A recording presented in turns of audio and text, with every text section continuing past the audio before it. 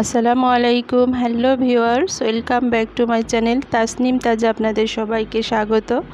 চলে আসছি নতুন আরও একটি রেসিপি নিয়ে। আজকে আমার রেসিপি ফুচকা রেসিপি। এটি অত্যন্ত প্রিয় একটি খাবার, ছোট বড় সবারই এই খাবারটি দেখলেই মুখে জল চলে আসে। আজকে এমনই একটি খাবার তৈরি করে দেখাবো আমি আপনাদেরকে, একদম দোকানের স্টাইলে, দোকানের স্বাদে কিভাবে বাসাতেই ফুচকা তৈরি করা যায় সেই রেসিপিটি আমি আজকে আপনাদের সবার সাথে শেয়ার করব। চলে যাচ্ছি ফুচকা তৈরির প্রস্তুত প্রণালীতে। আমি এখানে একটি প্লেটে মেজারমেন্ট কাপের 1 কাপ পরিমাণে ময়দা নিয়ে নিয়েছি। আর নিয়ে নিচ্ছি, যে মেজারমেন্ট কাপের 1 কাপ পরিমাণে আমি ময়দা নিয়েছি, ওই কাপেরই আমি হাফ কাপ পরিমাণে নিয়ে নিচ্ছি সুজি। আর দিয়ে দিচ্ছি 2 টেবিল চামচ পরিমাণে তেল, আর দিয়ে দিলাম সামান্য লবণ। এখন এই সমস্ত উপকরণ হাতের সাহায্যে সুন্দর করে মেখে নিতে হবে। অন্তত এই মাখানোটা 3-4 মিনিট পর্যন্ত মেখে নিতে হবে। মেখে নেওয়ার পরে এতে অল্প অল্প করে পানি দিয়ে সুন্দর একটি, একবারে নরমও না বা শক্ত না, এমনই একটি ডো তৈরি করে নিতে হবে। আমার ডোটি তৈরি করা হয়ে গেছে। এভাবে আমি আঙুল দিয়ে দেখিয়ে দিচ্ছি যে কতটা শক্ত এবং কতটা স্মুথ একটি ডো তৈরি করতে হবে। এখন এই ডোটি আমি এইভাবেই একটি উপরে কাপড় দিয়ে ঢেকে রেখে দিব 20 মিনিটের জন্য, যাতে আমার এই ডোটি বাতাসেতে শক্ত হয়ে না যায় সেজন্য। এখন আমি এটি পাশে রেখে দিয়ে আমি এর পুরটা ভরার জন্যে বুটটা, ডাবলি বুট আমি ভিজিয়ে রেখেছিলাম। এখন এই বুটগুলি আমি সিদ্ধ করে নিব। চলে আসছি 20 মিনিট পরে। 20 মিনিট পরে আমার এই ডোটি আমি একটি কাঠের ফ্রেমে তুলে একটু হাত দিয়ে ভালো করে মুথে নিব, যাতে ফুচকা তৈরিতে এটি ভালোভাবে, খুব স্মুথভাবে রেডি হয়ে যায়। এখন আমি এর ডো থেকে 3টি ভাগ করে নিচ্ছি। এখান থেকে 2টি তুলে আমি আবারও কাপড় দিয়ে ঢাকনা দিয়ে ঢেকে রেখে দিব। এখন এখান থেকে একটি নিয়ে আমি একটু পাতলা করে রুটি বেলার মতো করে বেলে নিব।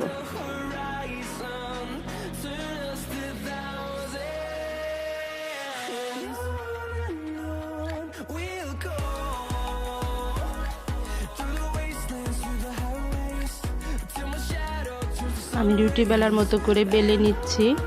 আর আমি এখানে কোনো আটা ব্যবহার করছি না বেলার জন্য। যদি আপনাদের প্রয়োজন হয় তাহলে আপনারা একটু আটা ব্যবহার করতে পারেন।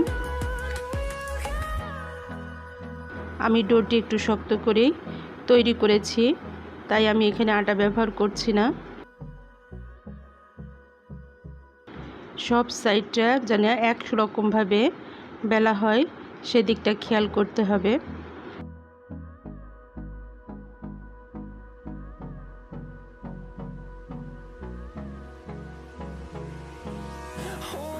এভাবে চারপাশটা এক সমান করে বেলে নিতে হবে ঘুরিয়ে ঘুরিয়ে। আমি এখন এই রুটিটাকেই ডবল ভাঁজ দিয়ে আবারও বেলে নিব। আপনারা চাইলে প্রথমত রুটি যেভাবে একটি বেলা হয়েছে, এভাবে আরও একটি রুটি বেলে নিয়ে এরই উপরে আরও একটা রুটি দিয়ে আপনারা বেলে নিতে পারেন ডবল করে। আমি ডবল করে বেললাম না, এই রুটিটাকে ডবল করে ভাঁজ দিয়ে আমি একটু পাতলা করে বেলে নিচ্ছি।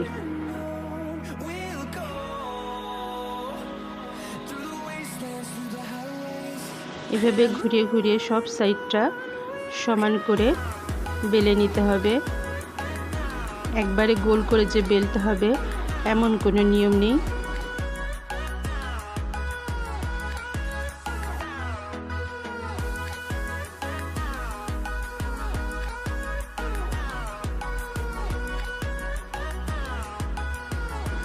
আমার এই রুটিটা দেখলে বুঝবেন যে আমি ঠিক কতটা পাতলা করে বেলেছি। এখন আপনারা কুকি কাটার দিয়ে কেটে নিতে পারেন। আমি হাতের চুড়ি দিয়ে এইভাবেই গোল শেপ দিয়ে কেটে নিচ্ছি।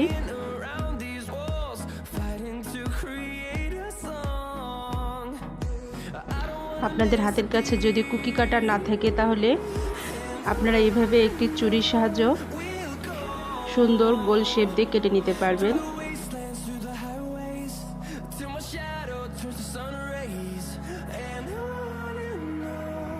আমি এইভাবে কেটে নিয়েছি এবং যে টুকরাটি উপরে তুলে নিচ্ছি এটি দিয়েও আমি আরও ফুচকা তৈরি করে নিব।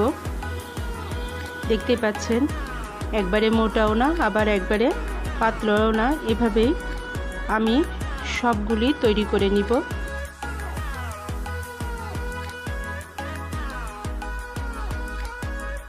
তৈরি করা হয়ে গেছে। এখন আমি এর ভিতরের পুরটি রেডি করে নিব। আমি যে বুটটি সিদ্ধ করতে দিয়েছিলাম বুটটি কিন্তু আমার সিদ্ধ হয়ে গেছে।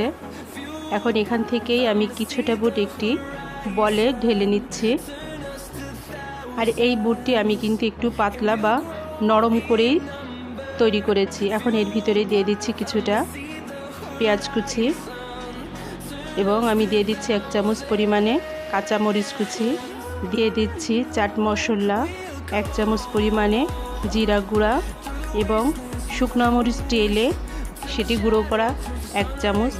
আর আমি দিয়ে দিচ্ছি একটু আলু, এভাবে হাত দিয়ে চিপে ভেঙে আমি দিয়ে দিচ্ছি, একবারে মসৃণ করব না।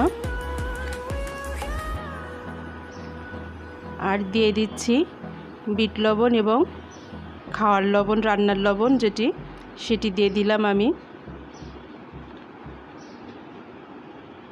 এখানে বিট লবণটা আমি দিয়েছি। বিট লবণটা দিলে আসলে ফুচকার ভিতরের যে পুরটা আমরা দিই এর স্বাদটি অন্যরকম হয়ে যায় এবং ফুচকা যে পারফেক্ট স্বাদ সেটি আপনি পর্যাপ্তভাবেই পাবেন। তাই চেষ্টা করবেন অবশ্যই বিট লবণটা দেওয়ার জন্য। আমি দিয়ে দিচ্ছি কিছুটা শসা কুচি।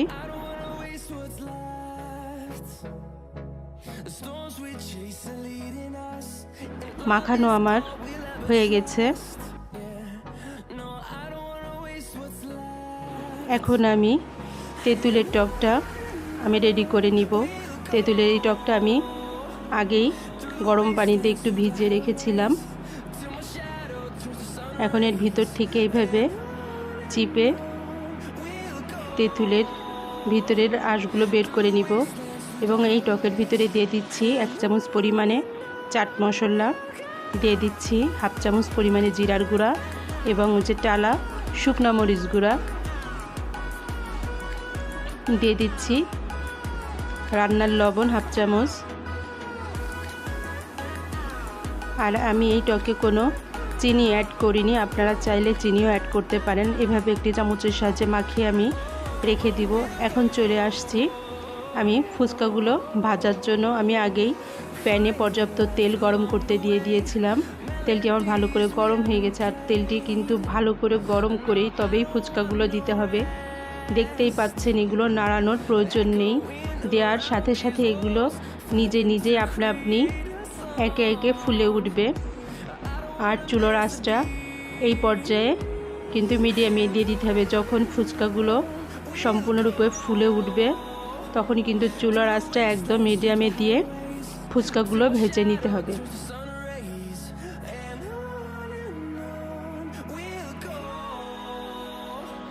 আর এই ফুচকাগুলো অবশ্যই একটু সময় নিয়ে কিন্তু একবারে লাল করে তবে তুলতে হবে, নইলে এগুলো কিন্তু একটু হালকা সাদা করে নিয়ে নামালে কিন্তু এগুলো পরে চুপসে যাবে। দেখুন আমার এক খাঁচি ভাজা হয়েই গেছে। দেখতেই পাচ্ছেন যে এগুলো ফুলে একদম আসলে ঘরে তৈরি করলে যদি এভাবেই ভেঙেই গেছে, আমি হাত দিয়ে একটু ধরাইতে ভেঙে গেছে যে কতটাই পারফেক্টভাবে ফুলেছে বুঝতেই পারছেন।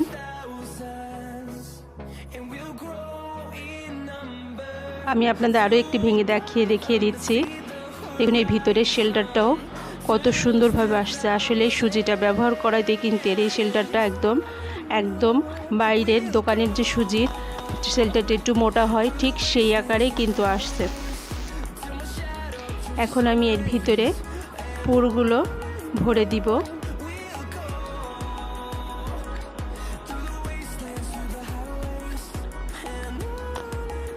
এখন আমি এর ভিতরে অল্প অল্প করে পুর ভরে দিচ্ছি।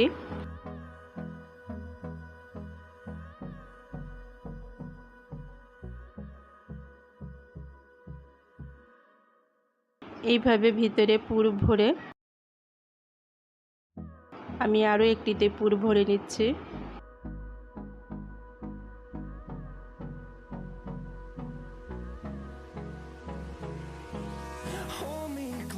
দেখতেই পাচ্ছেন আমি যে ভিতরে ফুচকার শেলটাটা ভাঙছি, শেলটাটা কতটা সুন্দর এবং কতটা মুচমুচে এবং কতটা মোটা পরিমাণে হয়েছে।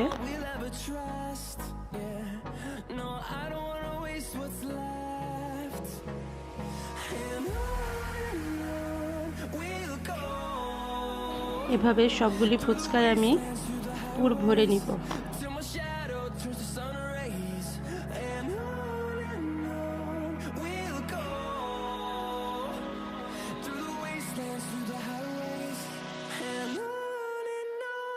ফুচকা তৈরি করতে সুজি ছাড়াও ফুচকা তৈরি করা যায়, কিন্তু এই ঠিক এতটাই পারফেক্টভাবে তৈরি করা যায় না। এভাবে পারফেক্টভাবে তৈরি করা গেলেও দেখা যায় সেটি পরবর্তীতে চুপসে যাবে। এই জন্য অবশ্যই আপনারা সুজিটা দিয়ে ফুচকা তৈরি করার চেষ্টা করবেন। এখন আমি এর উপরে দিয়ে দিচ্ছি সামান্য কাঁচামরিচ কুচি, দিয়ে দিচ্ছি সামান্য শসা কুচি এবং দিয়ে দিচ্ছি কিছুটা শুকনা মরিচ গুঁড়া, দিয়ে দিচ্ছি সামান্য চাট মশলা। এতে আসলে ফুচকা খাওয়ার সময় ফুচকার স্বাদটা দ্বিগুণ বেড়ে যাবে। আর আমি দিয়ে দিচ্ছি একটা সিদ্ধ ডিম, এভাবে গ্রেট করে দিয়ে দিচ্ছি উপর থেকে।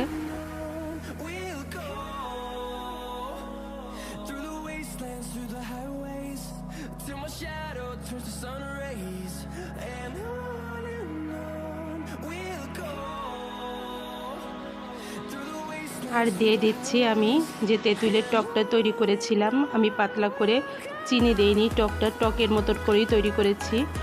আর উপর থেকে দিয়ে দিচ্ছি, আসলে না খেলে বুঝবেন না যেটি কতটাই পারফেক্টভাবে বাসায়তে তৈরি হয়েছে। আপনারা বাসায় অবশ্যই সবাই আমার রেসিপিটি ফলো করে তৈরি করবেন এবং প্রচুর প্রচুর শেয়ার করবেন। আমার চ্যানেলটি, আমার রেসিপিটি যদি ভালো লাগে তাহলে আমার চ্যানেলটিকে সাবস্ক্রাইব করবেন, পাশে থাকা বেল আইকন বাটনে ক্লিক করবেন। আবার আপনাদের সাথে দেখা হবে নতুন কোনো রেসিপিতে।